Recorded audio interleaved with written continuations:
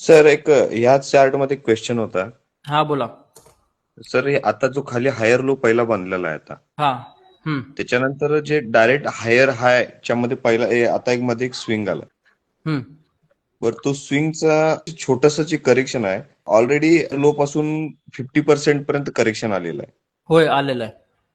मग आपण याला करेक्शन 50% आला तर करेक्शन म्हणू शकत नाही ना सर. मिनिमम 3 कॅन्डलचा आपलं नाही पॅटर्न नाही, हा मिनिमम असलाच 3 पाहिजे. कॅन्डलचा विषय इथे राहून दे, लक्षात घ्या. हा हायर ए मारलाय, ओके.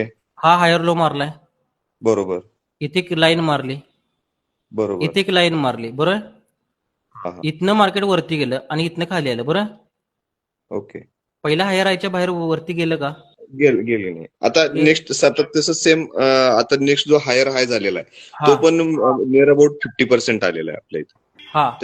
हा बरोबर. हा इथे आता तो जो इथे मार्क केलाय पॉईंट आणि इथं बी पॉईंट अशी फिबोनाची अपसाईडची लावली आणि हा त्याच्या एक्झॅक्ट अगोदर म्हणजे आलं, बरं सिस्टम. ठीक आहे. अगोदर मग आलं. तिथे आपण करेक्शन म्हणू शकत नाही ना त्याला, आलं इथं तर. इथं जर करेक्शन जर येत असेल तर इथनं हाय तोडायला पाहिजे ना, हा हायर आहे तरच याला करेक्शन म्हणणार ना तुम्ही. हा. ओके.